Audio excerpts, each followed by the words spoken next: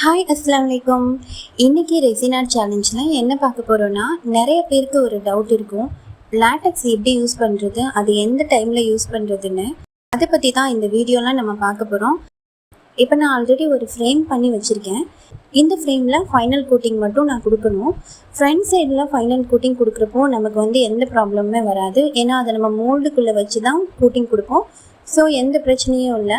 இந்த ஃப்ரேமோட பேக் சைட்லாம் அன்இவனாக இருக்குது, ஷைனிங்காக இல்லை, இன்னும் ஒரு கோட்டிங் கொடுக்குற மாதிரி நமக்கு ஃபீல் ஆச்சுன்னா கண்டிப்பாக மோல்டை விட்டு எடுத்ததுக்கப்புறம் தான் நம்ம பேக் சைடில் கொடுக்க முடியும்.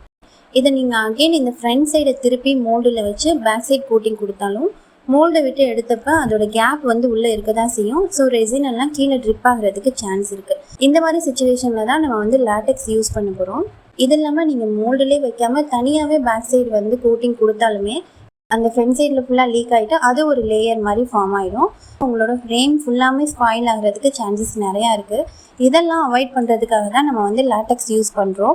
இந்த லேட்டெக்ஸ் ஃபெவிகால் மாதிரி கம்மியாக தான் இருக்கும், பட் கொஞ்சம் வாட்டரியாக இருக்கும். இப்போ நீங்கள் எந்த சைடு கோட்டிங் கொடுக்க போகிறீங்களோ அந்த சைடுக்கு பின்னாடி திருப்பி தான் நீங்கள் இந்த லேட்டெக்ஸ் அப்ளை பண்ணணும். கோட்டிங் கொடுக்குற சைடு அப்ளை பண்ணிடாதீங்க. பேக் சைடில் தான் கோட்டிங் கொடுக்க போகிறேன். ஸோ இந்த ஃப்ரண்ட் சைடில் 4 or 5 drops லேட்டெக்ஸ் போட் பண்ணிவிட்டு இயர்பட்ஸோ இல்லைன்னா நீங்கள் கையினால் கூட மேட்ச் பண்ணி விட்டுக்கலாம். ஃபுல்லாக அந்த ஃப்ரேம் ஃபுல்லாக வர மாதிரி கரெக்டாக கவர் பண்ணிக்கோங்க.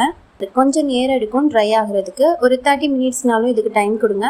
அதை விட கம்மியான டைம் கூட சில நேரம் எடுக்கலாம். ட்ரை ஆகிடுச்சுன்னா நீங்கள் போட் பண்ண ஸ்டார்ட் பண்ணுங்கள்.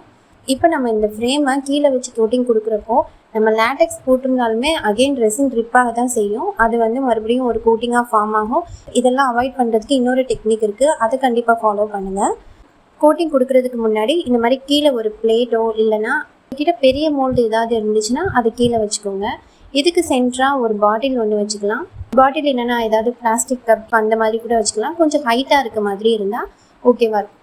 நீங்கள் கோட்டிங் கொடுக்க போகிற அந்த ஃப்ரேமை கரெக்டாக சென்டராக லெவலாக வச்சுக்கோங்க. ஒரு பக்கம் சாஞ்ச மாதிரி இருந்தால் ரெசின் போர் பண்ணும்போது ஒன் சைடாக எல்லாமே லீக் ஆகிடும். அதை அவாய்ட் பண்ணுறதுக்கு தான் கரெக்டாக சென்டராக லெவலாக வச்சுக்கிற சொல்கிறேன். இப்போ நம்ம கிளியர் ரெசின் தான் எடுத்துருக்கோம், அதை போர் பண்ணி கோட் கொடுக்கலாம். இந்த மாதிரி கொடுக்குறப்போ உங்களுக்கு ரெசின் ட்ரிப் ஆகுதா அப்படின்னு கேட்டிங்கன்னா கண்டிப்பாக ட்ரிப் ஆகும்.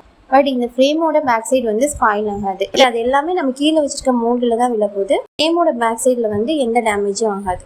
சில நேரம் ஃப்ரேமோட ஓரத்தில் லைட்டாக சின்னதாக எக்ஸ்ட்ரா ரெசின்ஸ் இருக்க தான் செய்யும். அது நீங்கள் பின்னாடி இருக்க அந்த லேட்டெக்ஸை பீல் பண்ணும்போது ஈஸியாகவே வந்துடும். கோட்டிங் கொடுத்த இந்த சைடு க்யூர் ஆயிடுச்சு. நெக்ஸ்ட் சைடில் உள்ள லேட்டெக்ஸை பீல் பண்ணிடலாம். இன்னொரு முக்கியமான ரெசின் மெட்டீரியல் பற்றி நெக்ஸ்ட் கிளாஸில் பார்க்கலாம்.